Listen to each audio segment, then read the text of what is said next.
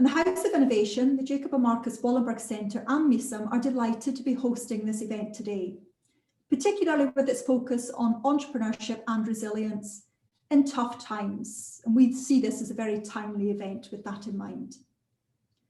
Now, with this in mind, what we are purposefully looking to do today is to look for lessons from leading families about their business activities which have survived across many generations. And we chose family business because it is a context known for being one of the most persistent and common forms of business organisation in the world, and a type of organisation that is known for being strong in terms of resilience. And family businesses tend to have an ability to persist in the face of substantial changes in the external business and economic environment, or the ability to withstand disruptions and catastrophic events. At the same time, family business is also one of the most entrepreneurial forms of organisation. They have to be able to adapt and change, and often have to do that very quickly.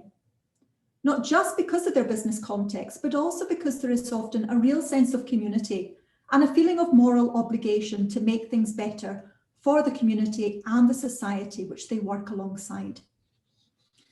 And this links with the work going on in both the Jacob and Marcus Wallenberg Centre for Innovative and Sustainable Business Development and the MESAM platform, which looks to explore and evaluate social and commercial business activity within the context in which it takes place, and works to identify ways of doing business in partnership and over time with the community for the betterment of the wider society.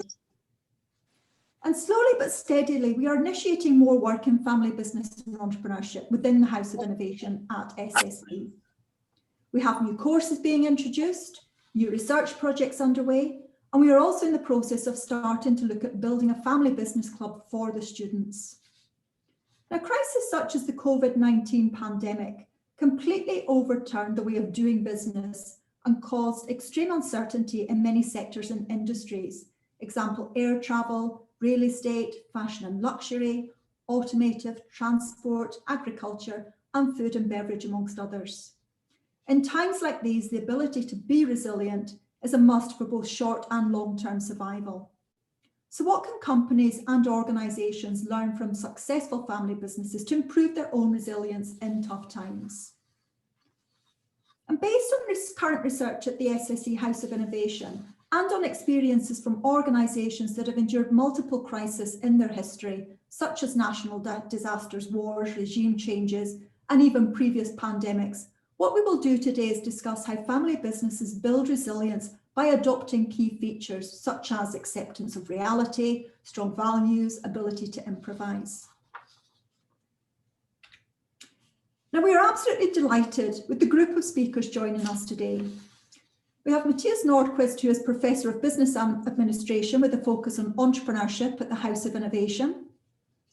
His research and teaching focus on entrepreneurship strategy and ownership governance in different types of family firms and in other private firms has been published very widely. He's a prolific author of many articles and books for both academic and practitioner audiences.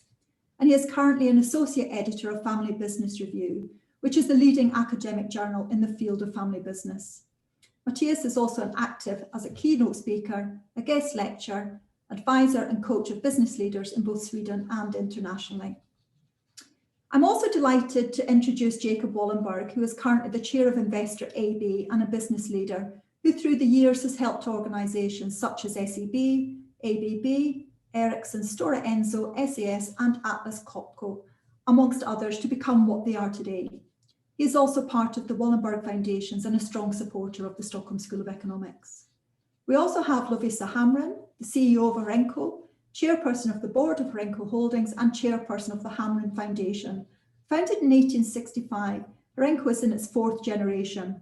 It's an independent and family-owned company that creates, develops and refines companies and brands through careful acquisitions. Arenco exists to constantly create a future for its employees, for the next generation of entrepreneurs and for the communities with which it operates. We also have Frederick Spendrop, the CEO of Spendrops. And Frederick is a brewer in the fourth generation, and from a very early age he developed a real passion about brewing and spent as much time as possible at the family brewery. As a 7-year-old, his first job was sorting returnable bottles in the brewery yard. And before becoming CEO of the company, Frederick performed various roles in the company. And today, Frederick is also the chairman of 3 of the brewery's subsidiaries, Gotland's Brewery, Spring Wine and Spirits, and the recently opened Omaka Brewery and Restaurant. Now, following our speakers, we will hold a panel discussion and also take questions from the audience. So welcome everybody to what we hope will be the first in a number of events exploring similar themes. We are delighted to see you joining us today. And I will now pass you over to our first speaker of the day, Professor Matthias Nordquist. Are you there, Matthias?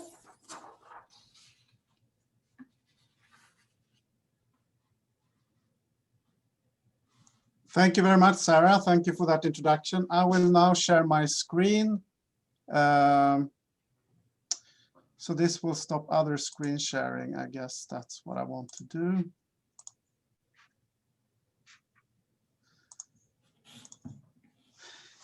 Hello, everyone. Yes, so welcome to this webinar. So I want to build on what Sarah was saying in the introduction here and give some background to why we're doing this, why we believe this is an important topic. I will have a brief introduction. Of course, the main attractions today are the 3 speakers. But I would like to build a little bit on what Sarah was saying and particularly focus on the role of entrepreneurship for resilience and also present some of the research findings that we have generated at House of Innovation recently. So today, the idea with the webinar is really to explore 3 related ideas. The one is that entrepreneurship is very important for organizations to develop resilience, and that being entrepreneurial for all organizations really helps to successfully respond to different types of crises, and particularly, of course, the one we're experiencing right now caused by COVID-19. And the second idea that we will build on and go deeper into in this webinar is that resilience in organization as the ability to withstand in difficult times and to even come out stronger after a crisis is an ability that develops over time. And this is something that is explored in the recent research report from Stockholm School of Economics, Sweden Through the Crisis, which is soon available as a book, where the idea of bouncing back and even bouncing back better after the crisis is introduced. And I also would like to give an example of how resilience is developed over time in the family business context. You see here the Antinori wine family from Tuscany in Italy. They were more or less forced to enter into the wine business in the late 14th century because of the Great Plague that was very problematic in Florence, for instance, where it wiped out 60% of the population. And they couldn't really go on in their traditional businesses like silk trade and banking. So they entered the wine business, and since then, for a very long time, they have created one of the leading international players in the wine industry. And the third idea is really that we want to suggest that family businesses is a unique and, we believe, of course, interesting setting for understanding resilience and entrepreneurship. And this is not just to understand family businesses as such, but we believe that other organizations can also learn quite a lot from successful family businesses. So we know now that family businesses are a very common form of organization. In most countries, they are the most common type of organization, and they exist in many different industries, many different sizes and different ages and so on. But what we perhaps talk a little bit less about, and which we really then would like to stress in this webinar, is that family businesses are also very important and very strong engines for entrepreneurship in different forms. So let me give you just a few examples that we have family startups, for instance. It's actually the most common form of entrepreneurial team is one or two or more family members working together. And we have an example here with Sebastian and Marie Rudenstam, founders of Beleco, a company working on renting out office furniture. And they are currently very much changing the rules of the game, we could say, in the furniture industry, where they work then with a circular business model of renting furniture rather than perhaps buying and purchasing furniture. Another example is that we have a lot of family business groups, small business groups, larger business groups that invest in promising businesses and develop these businesses through active ownership and active governance and active change agendas in these different businesses. And we have the example, of course, in this webinar of the Wallenberg family. And here is a picture of the 6th generation, I believe, of the Wallenberg family. The third is entrepreneurship as transforming existing businesses. And this is also very important. It's about strategic renewal, strategic change, and being able to take the business to the next level when needed. And we have Lovisa Hamrin from Herenco talking about this today. She will talk with us a little bit about how she's been active in transforming their family business with origins from the 19th century, mid-19th century, and how they have left the legacy business and been able to transform the business into something new. The fourth type of entrepreneurship that family businesses are very active in is also innovation and driving innovation. And here we have the example of Spendrop. Frederick Spendrop will talk about this, where we have an actor who has been very strong in developing new products, introducing new products, in this case, in the beverage industries. So in conclusion, we can say that entrepreneurial families, they can be really important change agents in our economy, in our society, and very important actors in entrepreneurial ecosystems. And we believe that this is important to keep in mind and talk more about. So let me quickly give you some results from 2 recent entrepreneurship studies in a family context that we have been conducting at House of Innovation. In one of these studies, we looked at 2 business families in depth and more than 20 ventures started by the next generation entrepreneurs. And here we saw and identified that the next generation, younger generation entrepreneurs in business families, they tended to select 1 out of 3 strategies, either imitating the existing family first business model to start a new competing business, or building on the existing firm's business model, but developing it in a way that the new venture complements rather than competes with original business. And the third strategy was choosing an entirely new path by creating a different business model than the existing family firm. In another study, which was based on actually almost 115,000 new ventures, I should say, startups in Sweden over an 8-year period, we found that new ventures as external ventures, spin-offs from existing businesses, started by former family employees, survive longer than ventures started by employees from non-family firms. This is an exciting finding, we believe. And what we also found is that the survival of these ventures from former family employees, they increase with greater geographical, industry, and social proximity between the parent family firm and the founder of the new venture. And social proximity is really for how long these employees have been working in their parent firm, the family firm. And industry proximity is how related the industry of the new venture is to the parent firm. And geographical proximity is then that the new venture is located close to the original family business. But maintaining entrepreneurship, developing entrepreneurship in the family context is of course also a challenge for many owner families. And particularly when the core business or the group of businesses grow over time and become more complex.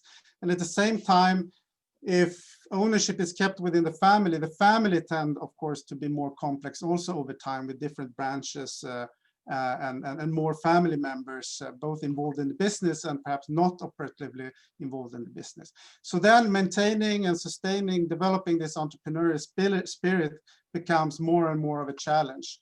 And in order to address this and try to understand this, we have some years ago coined the concept of transgenerational entrepreneurship, which is the ability really to keep the entrepreneurial spirit alive and nurture a mindset within the family, within the business, that drives entrepreneurship, but also to secure the resources and capabilities that are needed to create an enduring entrepreneurship over time. And this, we hope we will explore today with the three speakers, a little bit about this mindset and the resources capabilities needed in doing this. But before doing that, I also wanted to share just some factors, examples of factors that we've identified that facilitate or constrain transgenerational entrepreneurship. So on the facilitating side, we have the history. Many family businesses, not all, as we said in the case of family startups, for instance, but many of them, they have a long history. And this, of course, creates a deep knowledge, a lot of experience, about products, about industries, about customers, and so on. And this can be very much used in building new products, new services, and so on. But also the long-term orientation is important here because it offers patience. It's associated with the tendency not to just look at short-term financial results, for instance, but really look at longer term and also combining the financial outcomes with some idea of doing a social good as well, so more non-financial performance outcomes as well. And the third factor is a clear purpose, a sense of direction within the family, but also in the business. So people are sort of, they understand why we're doing business, why we're doing this together. This tends to strengthen commitment and hopefully also create the passion for doing the business, which is something.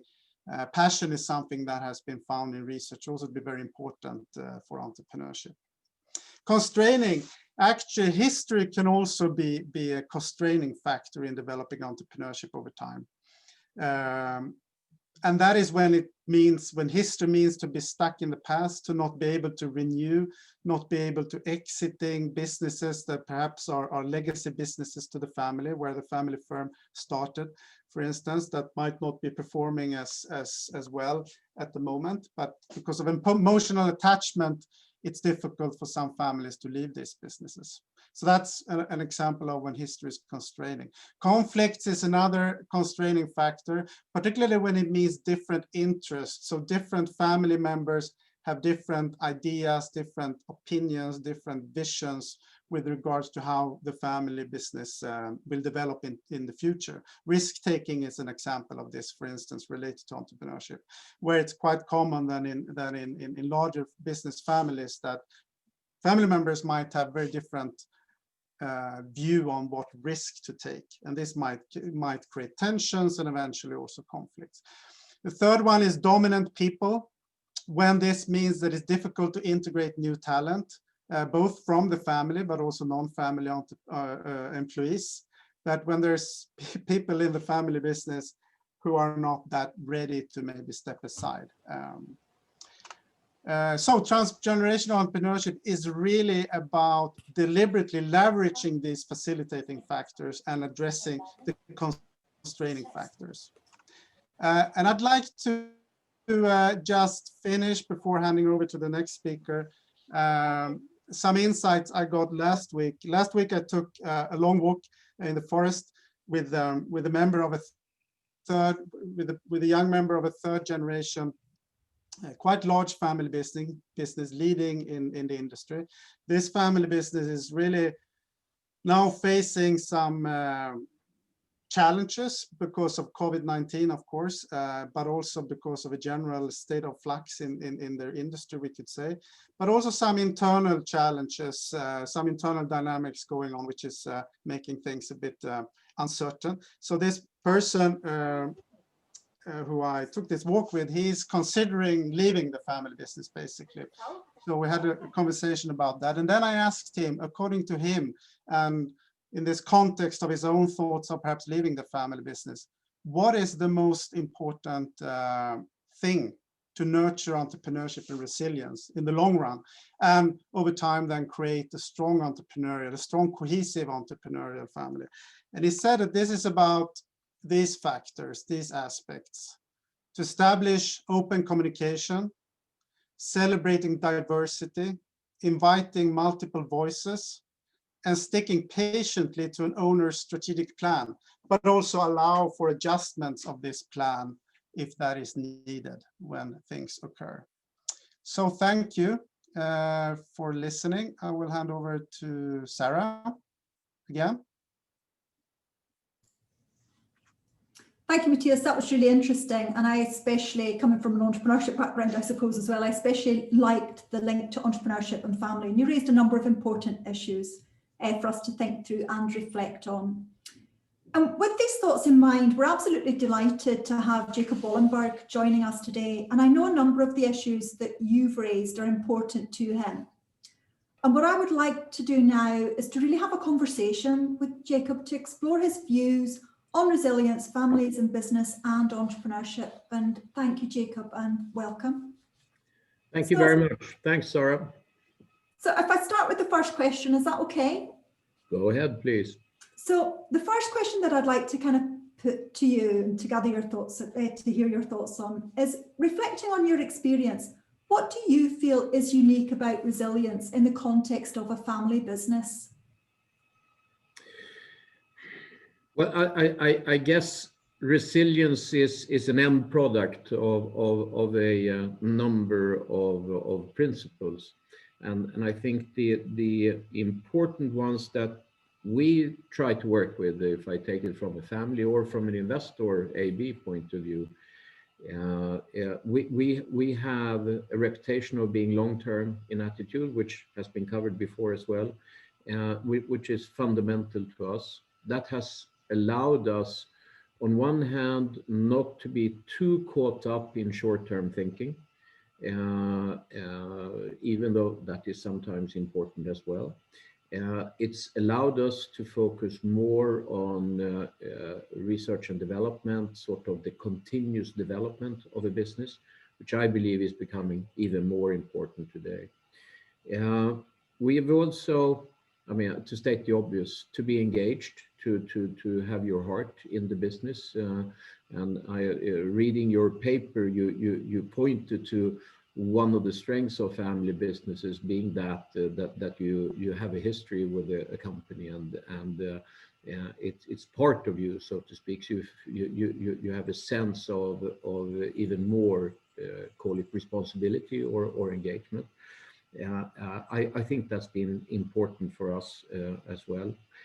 I should add, though, and this was touched upon as well by the third generation gentleman you referred to, that sometimes, as much as you like something, you have to be willing and able to leave, to part with something, if that is in the best interest of that particular company.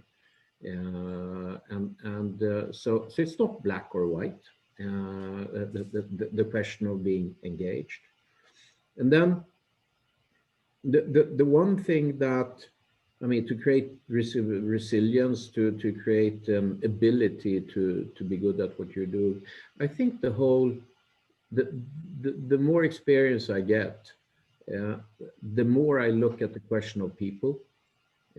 Yes, I mean, me and my cousin and my brother who have the leadership today, but we are immensely dependent on great people around us. And we spend more time today on the people issue than we've ever done historically. We believe it is so important. Life is moving very quickly. Demands are changing very quickly. You have to make sure you have that group of really great people to draw on.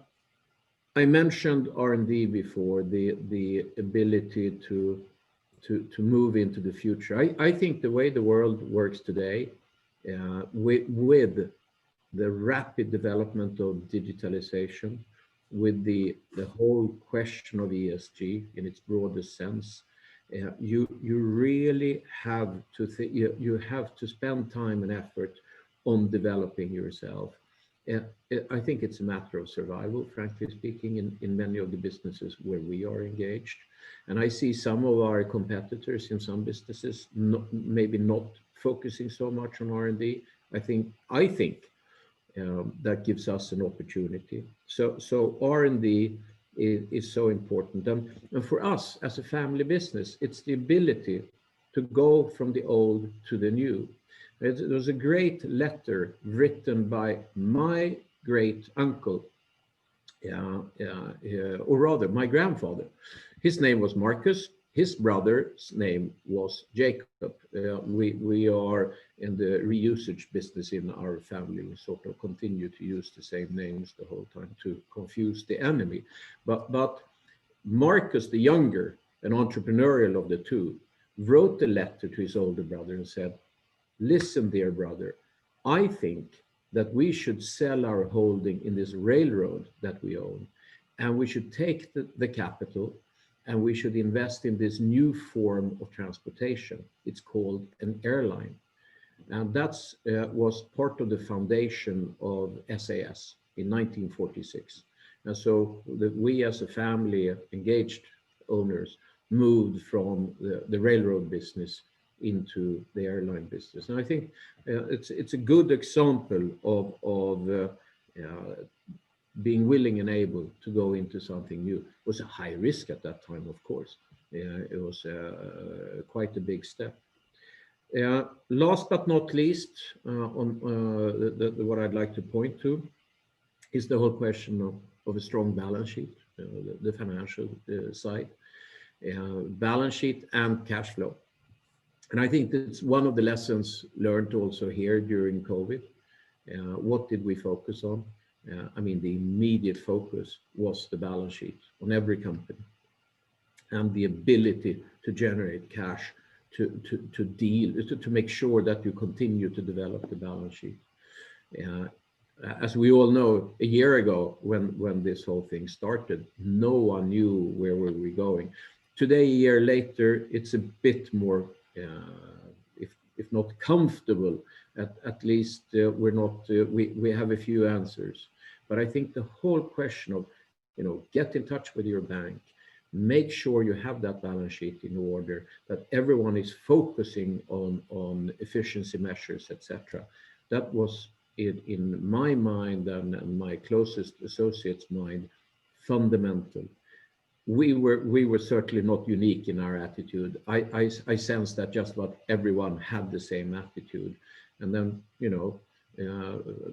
in many industries, it worked out. In some, closer to the consumer, we know the challenges. And I understand it's awful. We have a few of those ourselves, SAS being one of them, of course. But so these are some of the things, Sarah, that I find to be of interest to us as we've been looking at how to drive or generate a resilient business. So picking up on that point, I thought you made some very interesting comments there as well, particularly around the people, the end product, the kind of continuous development. But building on those points as well, how important do you feel that it is for the leaders of family businesses to be entrepreneurial in times of crisis? I think it's always important that they're entrepreneurial in spirit. Maybe even less so in times of crisis. Maybe in crisis is maybe not the time when you reinvent everything. However, of course, it's as it's written in the paper. It's in times of crisis you have the opportunity to take market share and so on. But really, if you look at the crisis, focusing on entrepreneurship, I think it is in the modern day and age, in a very dynamic society, to have an entrepreneurial spirit, I think gives you an advantage in developing your business. It's a willingness to look to the future and not always sort of look backwards, to think about the new things. And I mentioned before digitalization and ESG sustainability. It if you're going to be part of that, you really have to look towards the future. I think it helps if you are entrepreneurial in spirit. Okay, thank you for that. And if I move on to another question. So what do you believe companies and organizations can learn from entrepreneurship to improve their resilience in tough times? And we've touched on some of those points as well, but just if you could elaborate a bit. I think I've been CEO of a bank, of SEB, 10,000 employees at the time. I think the great challenge of large organizations are that they are large and that you have a pattern how things work, setups, value base, etc. I think it is hugely important to instill that entrepreneurial spirit into also large organizations, to accept that everything doesn't come from the top. That you have a high level of delegation, that you allow for reasonably free thinking and freedom to act. And looking back at my experience at the bank, that was one of the things that we discussed at length, how to find ways of improving on that and not getting caught in history and sort of historical structures. And again, I think what I felt you kind of brought through there as well is this kind of entrepreneurial mindset, I suppose, as well, but encouraging that throughout the whole organization in many ways.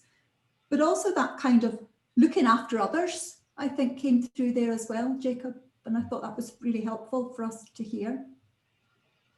I think, if I could just say that, I think that your whole interaction with your colleagues, your employees, and that whole relationship, I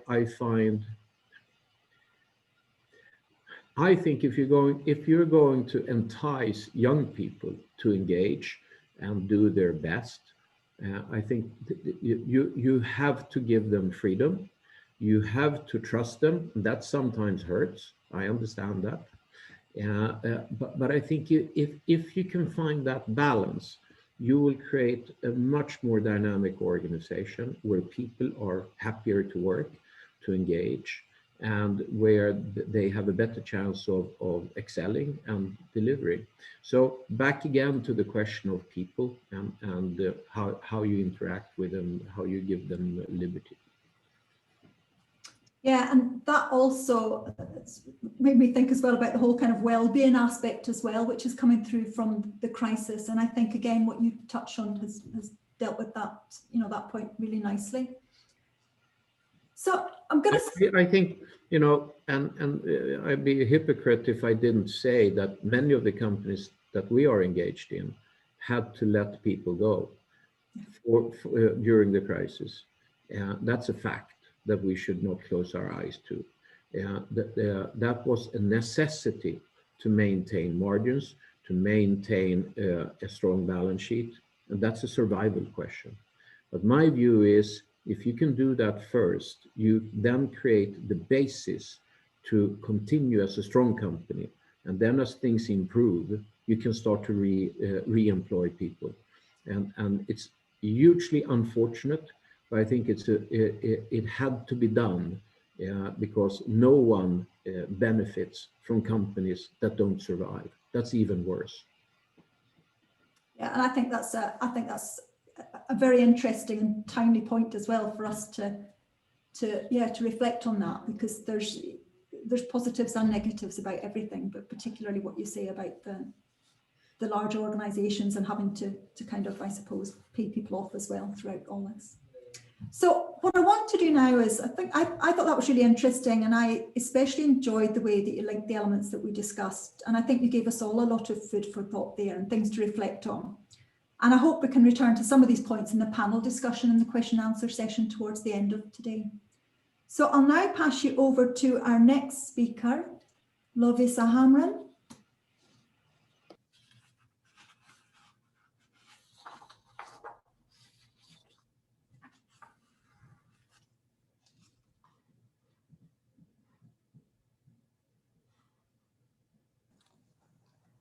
Hello, everyone. Yeah, we've got you. Do you hear me? Yes. I first want to thank you for inviting me to participate in this webinar.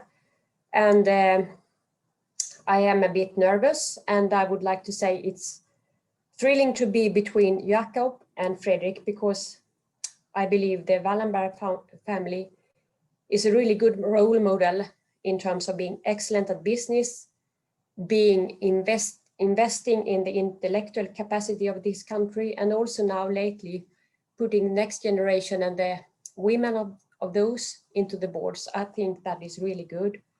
And I also want to say that Frederick brings the best beer to the market and brings great moments for me sometimes. So with that, I would like to start my short presentation in 50 minutes, and I have built it up upon a couple of slides. And I think I show it full screen. And to start with, this is me and my husband. I was trained at your school. It's a great school. And sorry to interrupt you. You're showing, I think, a file, like a folder from your computer, not the presentation. What do you see? I see your OneDrive with the press button and then the slides at the end. That was strange. Probably have two screens open. Oh shit, how do I make it? Do you see a blue screen now? You need to try to share again because you stopped sharing. Okay. And click on the screen that you want to share. I want to share this one.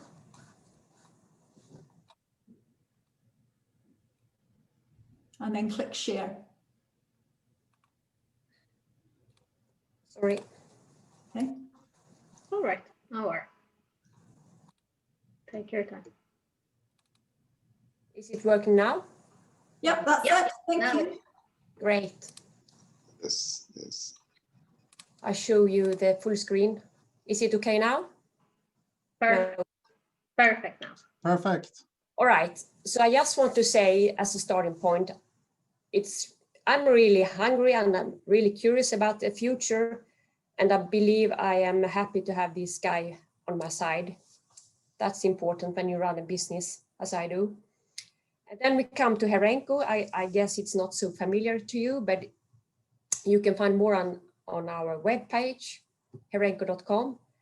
And I found some keywords for this presentation. It's about ownership, adaptability, and finding and both leaving old business. And I also think it's a lot about work ethics. And just to base it upon some facts, I run two structures. The one is the holding company that I own myself. And as Matthias mentioned, it comes from deep roots in the newspaper business, but has turned into something else. So presently we are running about 3.5 billion in sales, and we have a good profitability and no loans. And we have 3 major business areas. It's about packaging, and it's about some small niche companies, and it's also new investments the last 4 years. And I have mentioned the most important of those. That is, they are all listed companies. That was something completely new for us. And I come back to that. And then we have the foundation that was brought into the market in the mid-80s, actually due to tax reasons, to keep the company in the family control, but not having the whole burden of ownership. The Hamrin Foundation was born, and it's a research foundation. It used to be a part owner of Herenco, but stands now on a independent capital base. And our main achievement is building up the business school in Jönköping. And I also put some nice people on the bottom just to show off that we have been active owners for 4 generations, and I mean really active on a daily basis, and in the newspaper division for the most. This is our reason to be, and We have worked together as a team throughout the years to find our keywords, and it's about always create future. And that is important because it should invite everyone to think about, I am part of a journey, I contribute, and it will mean something for the future. And I also put the word of Småland in the tagline because I am really in love with this area of Sweden. And I think there are so many good traits to be proud of if you are from this area. And I also put care of society because I believe that is important for everyone to think about. How does my behavior impact the surrounding context? We have a code of conduct, and it's a bit weird because it's based on this green little bag that I hand-sewed myself 5 years ago in 50 copies to bring out to my most important CEOs on a conference, because I wanted to say to us, what you do is important. I know you put a lot of time into my business, so I will give back something that has been done by hand from me to show my appreciation. I won't go through it. You can find more on it in our website, but it's weird. And I also wanted it to be weird to wake up. Hey, it doesn't have to be in a business language. It can be simple also, even if we run a big company. We have a kind of broad product range. You see some is about packaging, and I will come back to that.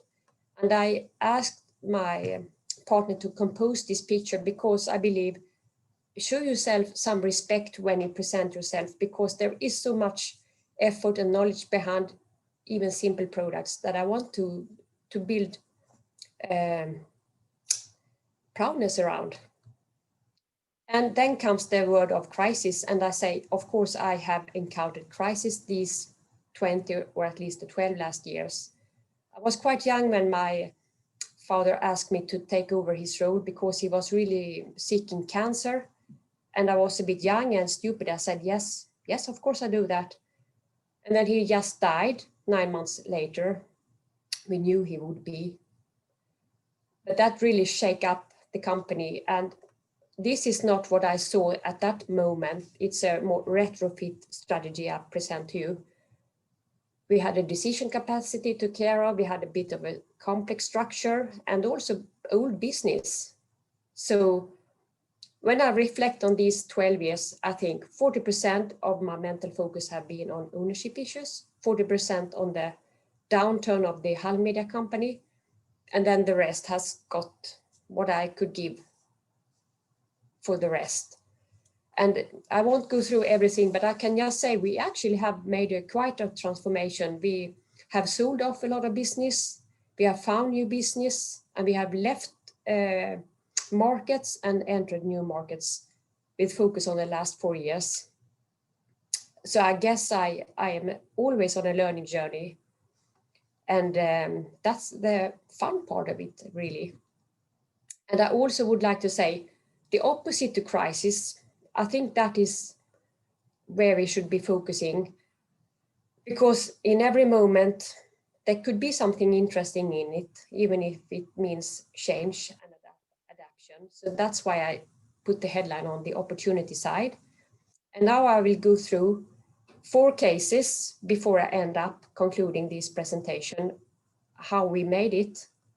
And to start with 2 cases, it's about new investments. The first you see here is a picture of 3rd generation owners on the left side of Nolato. It's a listed company. And on the other side of me is the really nice guys running the companies, the CEO and the chairman. And just something about Nolato, it's a southern company. It stands for Nordiska Latex Torekov. Torekov is a place I have spent most summers when I grew up. And I actually played in there at the backyard of their plant. Yeah, I am a bit weird, I know that. But anyway, you can find more information about Nolato on their website. But our reason to go for new business was that we have sold off a part of the shares in Herenco. It turned into cash. We needed to find new investments. We went to banks in Stockholm and asked for help, and we decided to, why don't we try and manage it ourselves? And the one who I gave this assignment to was, I asked my husband, who is a trained doctor, but he has this interest in business. And I said, why don't you put some time and see if we can find something? And he did. And when every formal parts of the business was gone through by us, he and me, we met the people and we really liked the culture. And we also thought, this is an interesting company because they are ahead of us. We could learn something from it. So that's what was the final decision point for us, the little star. We liked the people and we thought we could learn something. And now 4 or 5 years have gone and it has really been a challenging journey. The company grows. We bought a company in the United States last year over the phone because this was during the Corona times. And it's more and more turning into a truly global medical manufacturing company. So that's great. And actually, we don't think so much about the value of the company. It's good when it grows, but we focus on the things that really drives the company in terms of strategy, leadership, and execution. The next case is this really, really impressive company in Wallenberg. And the guy you see on the picture is Rickard. He is a tremendous entrepreneur and really down to earth, a lovely guy. And this is also the same reason we needed to find some new investments. My husband buys nothing from internet, but he found that this was kind of interesting because it's a mega trend. They only have 1% returning sales. So as you can see, we started off a little bit in the 2018, and then we said, really need to go and see this place and meet the people if we are to invest more. So we did, and we said we continue. This is a really interesting journey. And I moved on the board last year, and I really believe in the targets of the company to grow much more, go international, and I really think they have the capacity to change the market in terms of how we buy beauty products. So that's interesting. Case 3 is around growing business, and then it comes to our core business, which is Emballator. This is a picture of our manufacturing unit in Ulricehamn. And I'm really proud of the brand and the people working for Emballator. And just some short notice, this was the first company my father bought outside media in 1974. It was by accident. His accountancy guy said, I think they are going through a generation, so why don't you look it up? And he did. And so the journey continued. We bought plastic companies in the 80s. We went into UK in the 20th century. And I have been part of this journey of adding on more business throughout my period of 12 years. And we were also investigating if we were to buy a company this autumn. But it was a little bit too many red flags and it was quite big. So we said, no, it's not this time, next time. And as you can see, we plan for going outside Scandinavia and UK in our 3-year business plan. And I just wanted to show you some examples how we grow the business. I mean, we try to meet challenges with not the first evident option. We expanded a lot in UK and we ran out of space. And our CEO said, what can we do? And he came up with this weird idea of buying a logistics company of 65 lorries.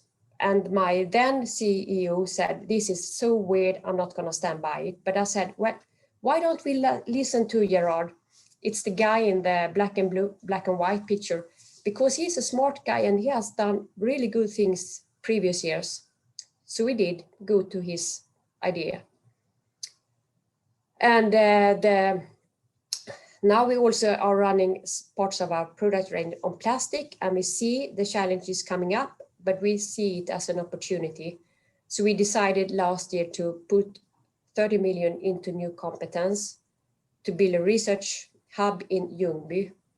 And we also have presented to ourselves really bold goals. We want to rely more on recycled materials, and we are really taking that challenge to make it ours. And so it goes. And I think this is part of growing business. Don't go for the first option, the evident options.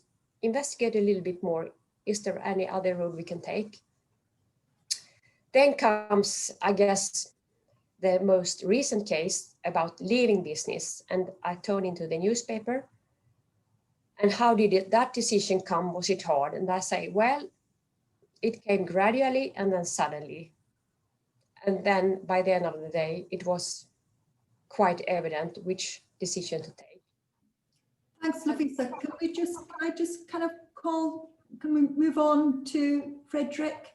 And then Yeah, sure. This and the question and answers. And I thought what was particularly interesting there, and I could see the kind of themes coming through as well around the learning journey, a social capital, which I love coming up there, and also this kind of ability to reflect as well, but also the people again. So, Yeah. Frederick, are we okay to pick you up now? Sure. Absolutely. Thank you. And thanks very much. That was great. Thank you. So should I start? Yes, please. Hello, everyone. I'm so happy to have the opportunity to share my experiences from leading the Spendrop Group during the COVID-19 crisis. And I will also briefly describe the company history and what I think makes us special when it comes to culture, entrepreneurship, and innovation. The Spendrop family has been involved with alcohol since the 18th century. We started with the aquavit in Copenhagen and went on to rum in the West Indies, and now the brewery business we have today.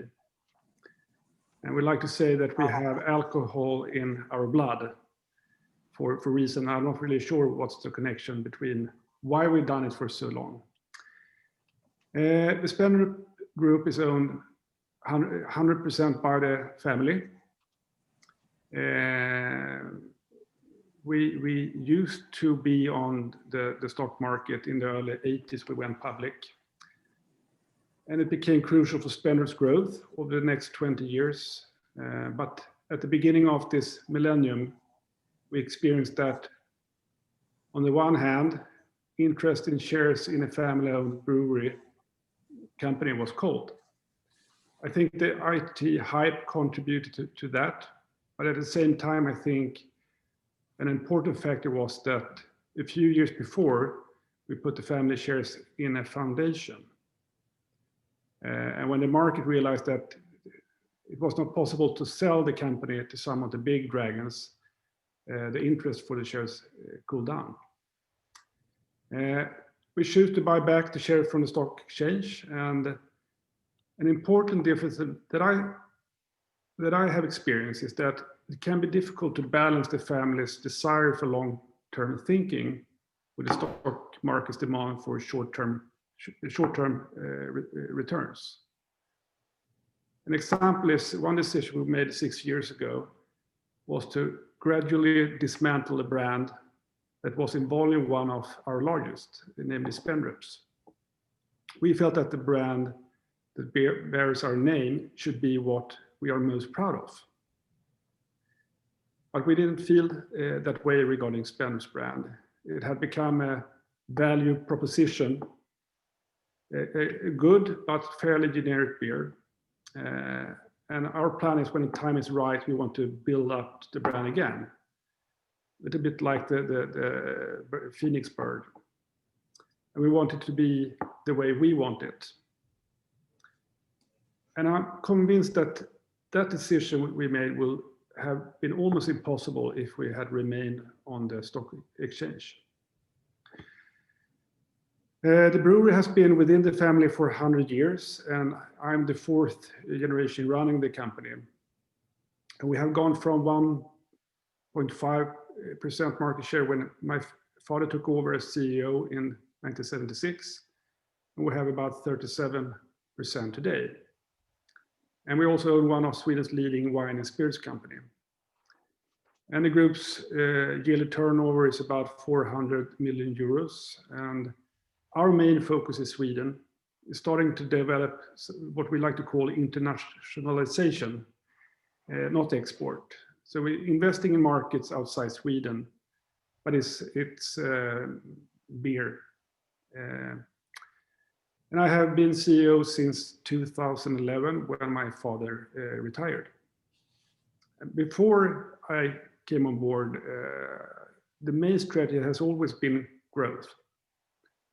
And in order to gain scale of economy. And in order to survive as a brewery, the struggle to get bigger has been going on for all these years. So being one of the three largest is important to be relevant to the trade. And it is cheaper to produce in a large brewery.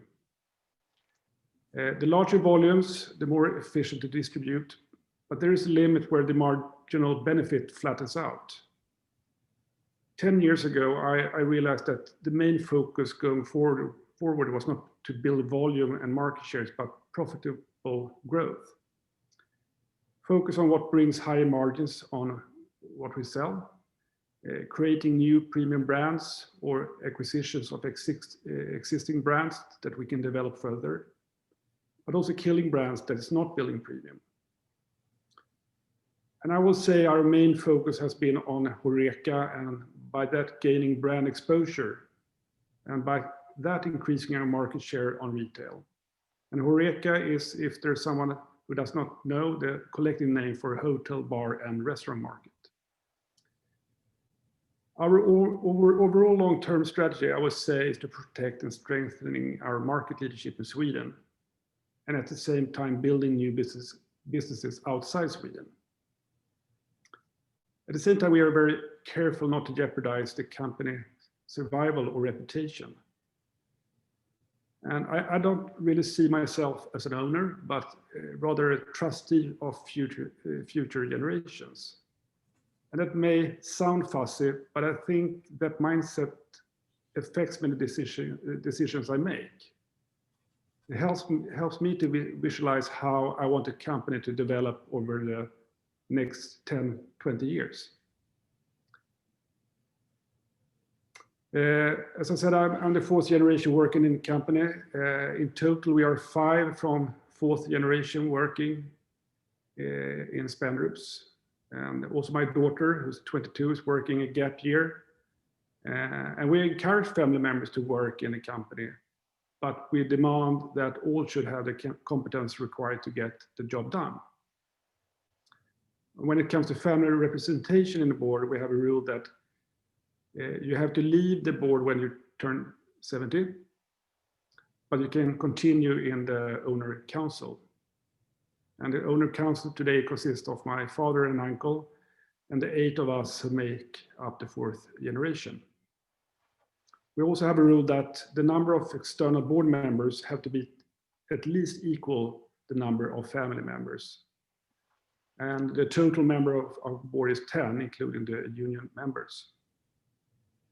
Something I've been fascinated by is how new challenges emerge over the years when it comes to governance of a family business.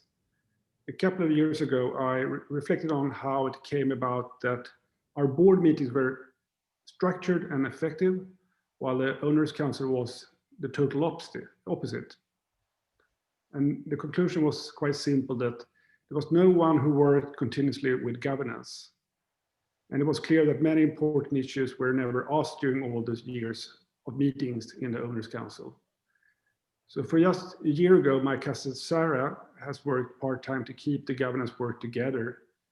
And we have a small group that meets regularly, Sarah, myself, and the chairman of the owners' council. Main focus for the group is to set the agenda and to secure that the right question is handled in the right place. And one of the most fun thing I experienced during the last year is the enormous improvements we have achieved with the help of the new structure. One thing that I thought about a lot in recent years regarding governance is things that have happened in my own family history. My ancestors built a spirit business, as I said, in Copenhagen. They had a good return. The money they got from that, they invested in properties, and that gave even better returns. But then something happened. The generations that followed rarely worked. They lived as adventurers and spent the legacy they received. And the fact that our family became a brewer was due to the fact that my great-grandfather was the first in many generations who had to work to make a living. The questions I asked other owners are, what can we do to motivate our children to educate themselves and thereby become competent owners? What are the family's long-term goals with the business? Is return and growth the most important thing, or is it something else? How important is that the growth takes place through the brewing company? Are we open to completely different industries to invest in? I see in front of me like 3 pillars on which Spendrop currently stands. We are Swedish, we are family-owned, and a beverage company. And we are the leader in the Swedish market in almost all areas in which we operate. So if we think that, let's say for the next 10, 20 years, we want to double the turnover in the company, I'm convinced that we must challenge one or more of these 3 cornerstones or pillars, because we will not be twice as many or drink twice as much beer. Another question is, how important is it that we own 100% of the business areas we are involved in? And can we imagine going back to the stock market or bringing in partners in a new business operation? And this question is not easy for us to answer, to be honest, but we have begun work on building up a few different scenarios to start and try to see which scenario do we find to be the best.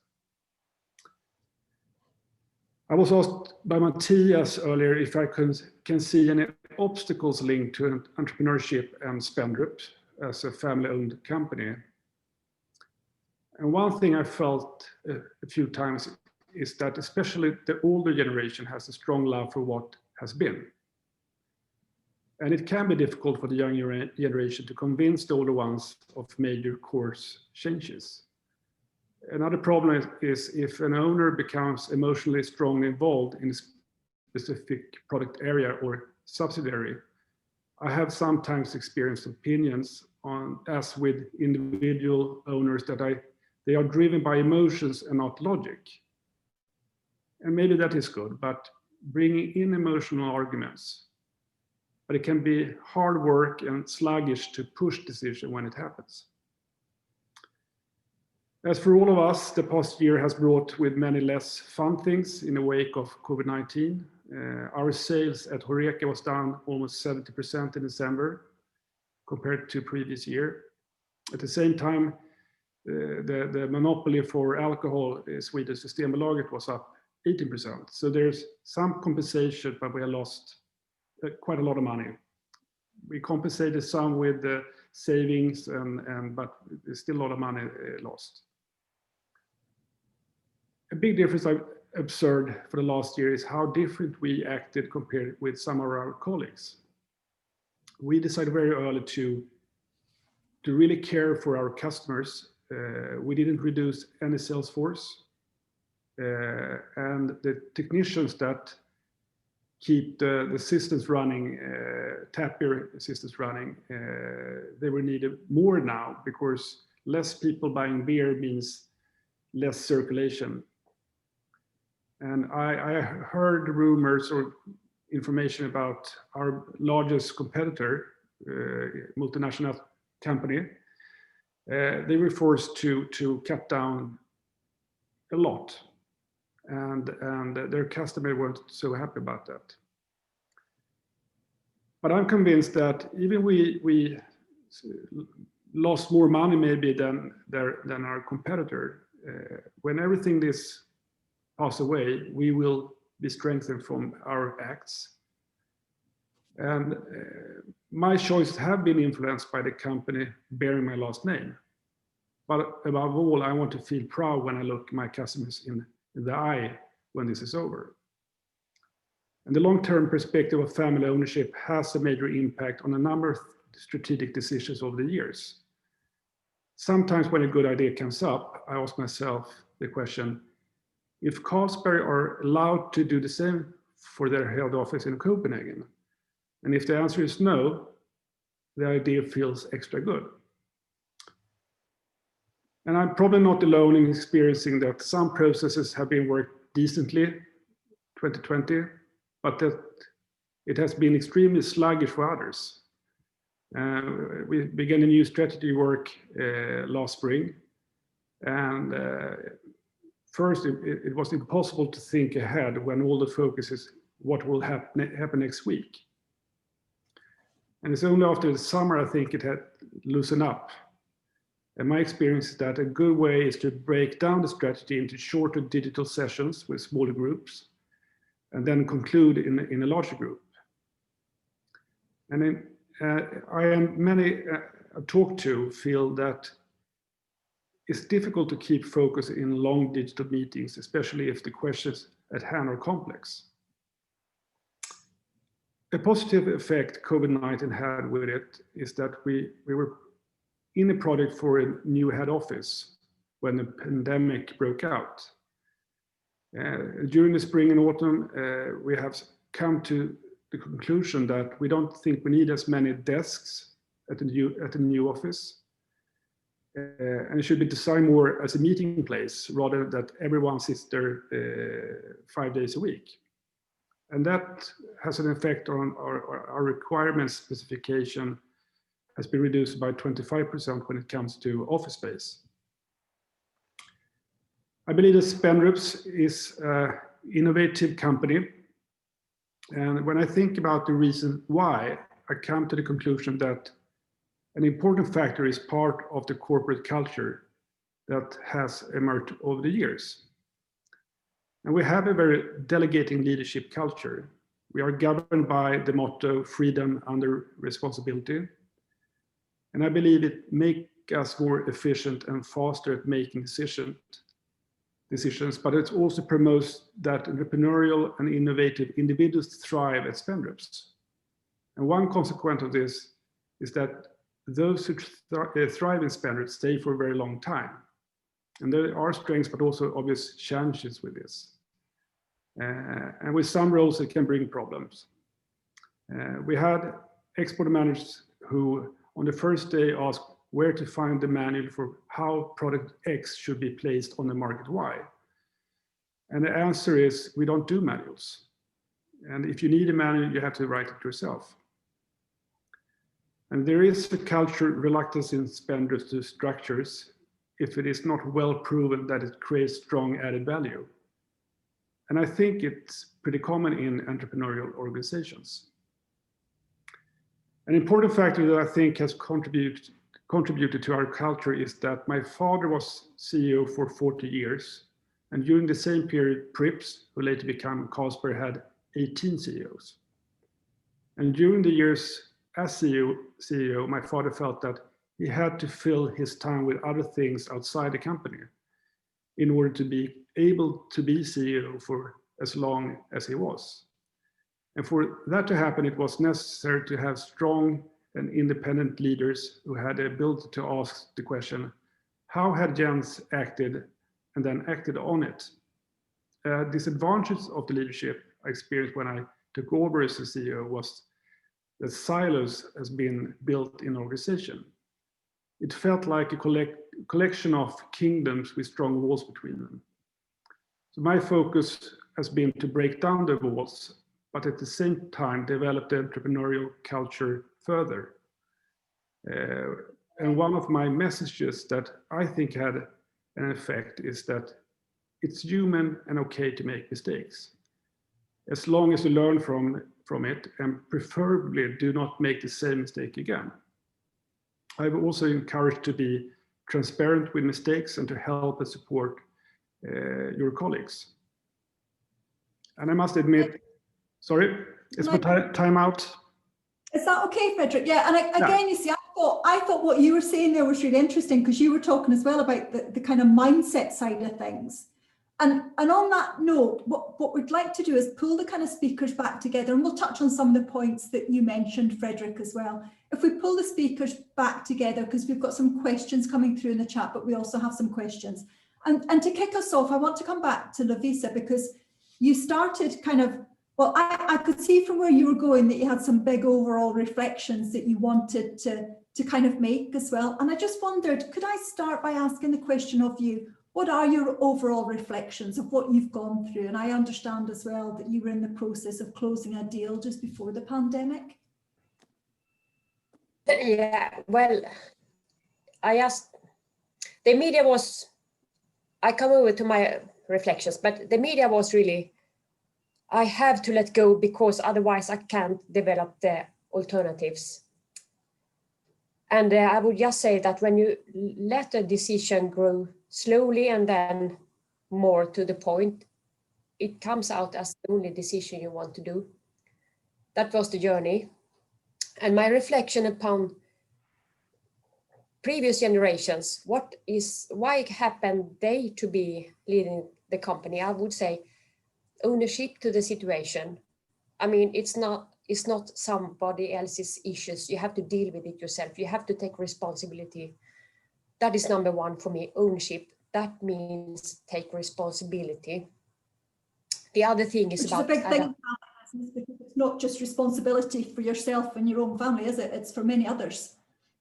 Yeah, it's for the situation and for the future that we all strive to build together. And that means also bringing out decision power to yourself and to the organization to be able to act and to adapt and not be stuck in history, but to try to use the good parts of your history as a driving force forward. That's what I have been trying to communicate, and we do more. And that's why we have this guiding star for us. We create future now, not then. Every day is a moment to take the business further. And every small step counts. And everyone can be part in it. Thank you. That's, And I mean, on to really fun to build business.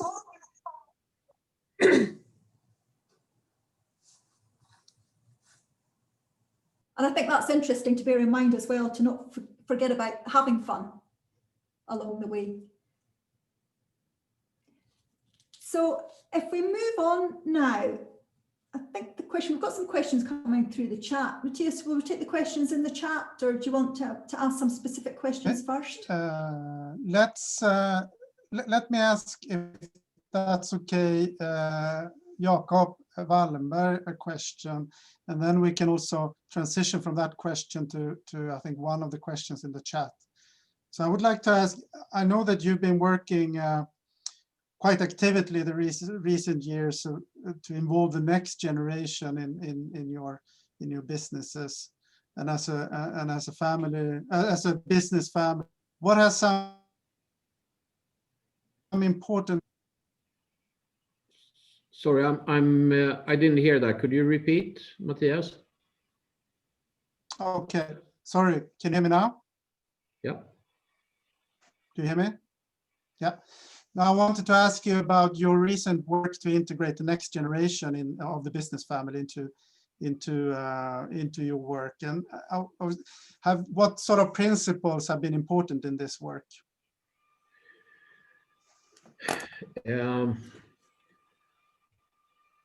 Well, let's put it this way. I represent the 5th generation, and the family does not have a history, a tradition of an organized sort of process. And so the 3 of us in the leadership of the 5th has developed this over the last 8 to 10 years kind of thing. There are about 35 people in the next generation. And what we've tried to do is, over these years, we've been trying to develop a sense of history, tradition, what have you, call it education, but also sending a clear message that we'd love to see them engaged in the business and in the foundation work, more directed towards research and education, if they so desire. However, as I think Frederick pointed to, it's also a question of qualifying. You have to have a relevant education, experience, etc. So this has then developed, and we have started to bring in the next generation into a number of family foundations, so they get experience from board exposure, etc., etc. And hopefully over time, if they qualify and if they have their heart in it, to see them engage even more, and hopefully over time engaging full time. But we're not there yet. So, but the important thing is we've created the process. We've actually created a set of bylaws for the family that everyone has sort of signed the charter that they want to engage, and so on. So that's one side. The other side is we run throughout the year meetings with all the family members, where we have sort of around the table information about what's going on in the foundations, in business, and to allow for engagement for everyone. Building culture. Thank you very much. Sorry? Building culture. Okay. Building culture. Okay, thank you very much. Was this also a reply for Mia Ernst's question here about how senior leadership works to create space and influence younger entrepreneurial spirits? Is Mia still with us? Maybe, yes, if I may add just a clarification to that, I was thinking also outside the next generation, bringing on talent from other parts. And also dealing with leadership that may not be in the family, but regular position. I think I mentioned that before also, that it's very important that young people demand to be much more engaged than they were allowed to historically. And we in leadership today have to acknowledge that. You have to delegate much more, empower younger people, etc. You know, it's easy for me to say these things. Mia, I understand your question. It's of course very difficult in reality to see that truly happen.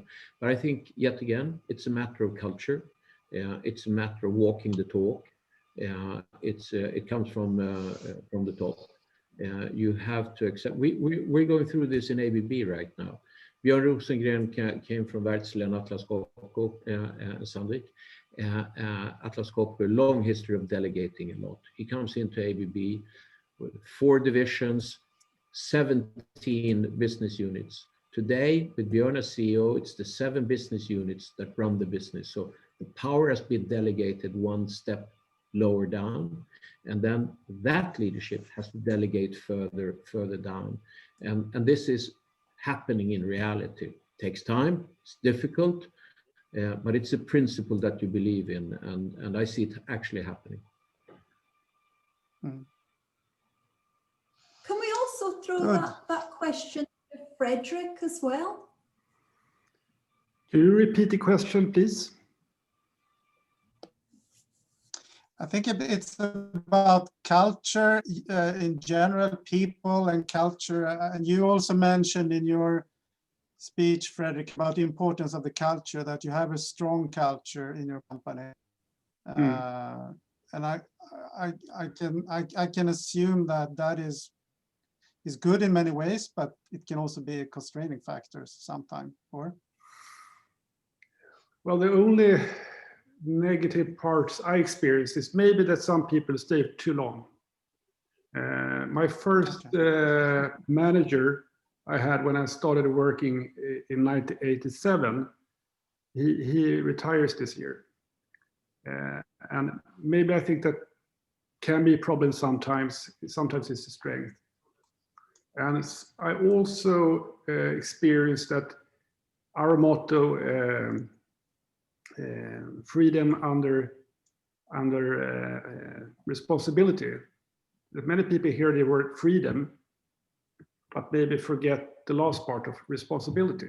So, but overall, 90% of the culture I only see positive outcomes from.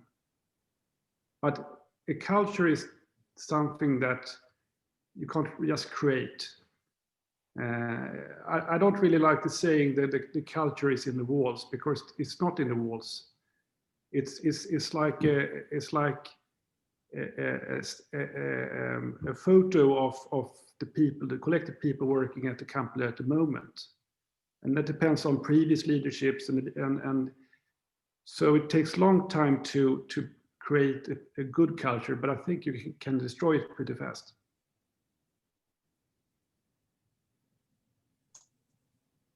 Thank you. And I just wondered on that note, if we could maybe pick up on something that Lovisa had mentioned as well, because you were talking about, you know, what happened within your family business and how you kind of exited, I suppose, the legacy business of the group. And I just wondered, how did you feel about that based on what's been said already? I think I have had such a lovely chairman, and he said, Louisa, take your time. You have to think through the question deeply. So I did, and I gave it time. And then I felt a new owner that has assets I cannot contribute with in terms of size is the best for these people I have had so many years of fun together with.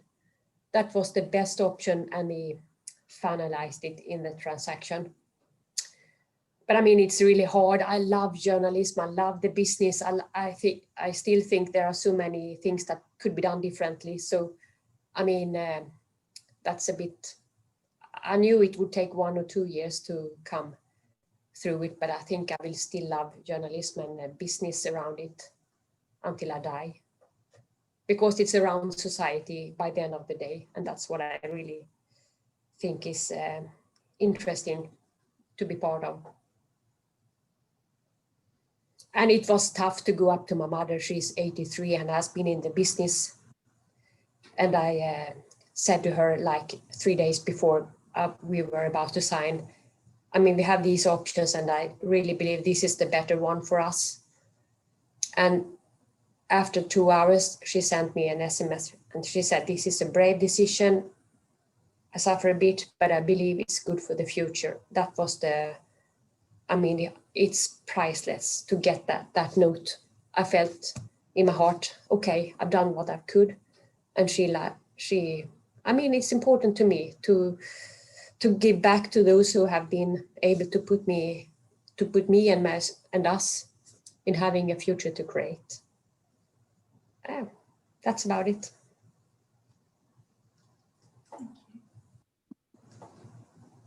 And I will put my heart into the future of the business we are running into now. I feel that is also very, very interesting.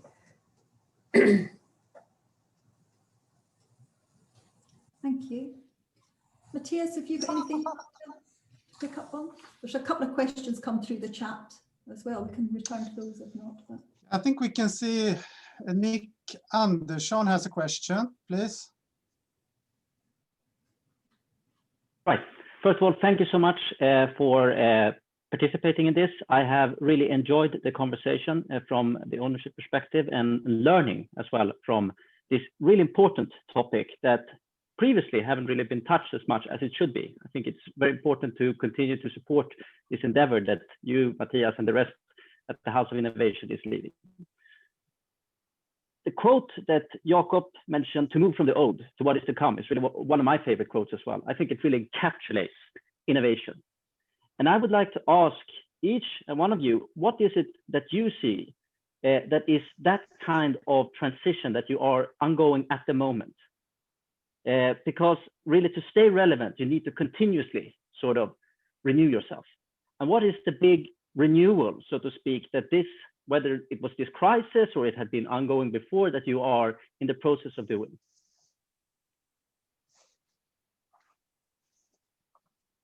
Thank you, Nick. Who would like to go first? Frederick? First of all, it's proven by history that Spendrop is really good in handling crisis. And I'm not really sure why. I think maybe it's, if you have an entrepreneurial culture, it's easier to handle crisis. And this is about trying to find solutions and opportunities around the corner. And that's, of course, is a process we have, even though we don't have a crisis in society. But if I'm looking back, when everything is turned around us, it's always where we take an extra step upwards. And I can't really say we have a process for that. It's just how we work, and I think in many cases it's much easier to ask someone who's not a family member, because they have another perspective and experience from outside. I worked my whole life in Spendrop, so I don't have other companies to relate to, which is a disadvantage, of course.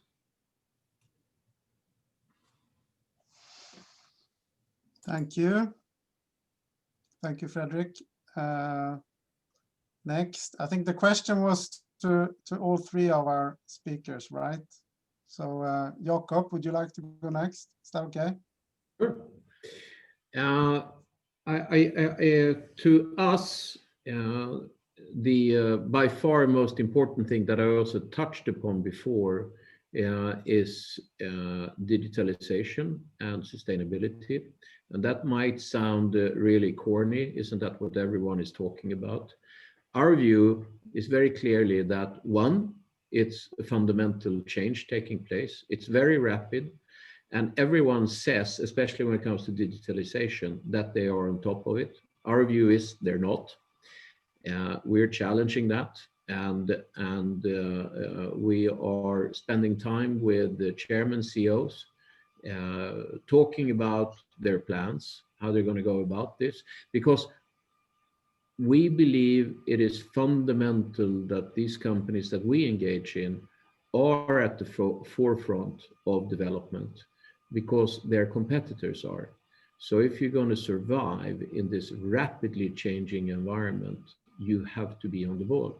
So that is fundamental to us. The sustainability part, same thing. It is the most popular question on the earth today for very relevant reasons. But the trick is, of course, as a business person, what can we do? What can we do to support this, to make real change happen?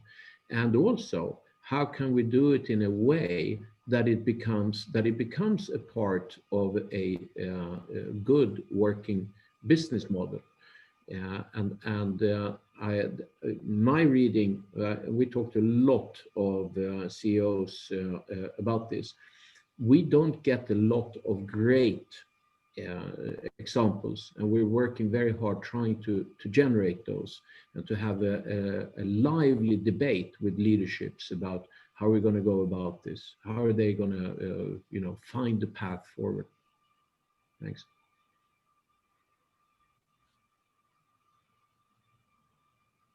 Thank you very much. Lovisa, the final word. We're running out of time also, so. Yeah, I think read the facts is important, even the ugly facts, and then use your imagination. What does it mean to us? What is our options?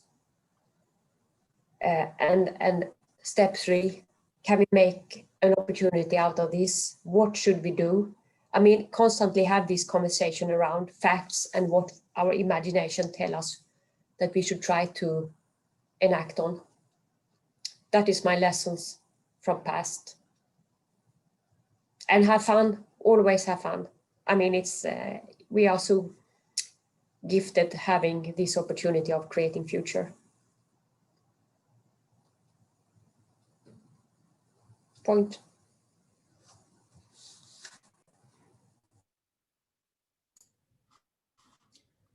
So I'm afraid we've run out of time. We have some more questions in the chat. please, if you do, post them to either myself or Matthias, and we'll see if we can do something around those questions. Can I say a very big thank you to our three speakers? I found that really interesting, very insightful, and I've got lots of notes written in front of me now, which I will have to gather and see what we can do taking these forward. But thank you, that was fantastic. And can I also say thank you as well to our audience today for joining us and for being so responsive and so helpful and listening to us as we listed out the rules. So thank you very much for that. And we look forward to seeing you at another event, which we hope to host soon. So thank you. Bye. Thank you, everyone. Thank you.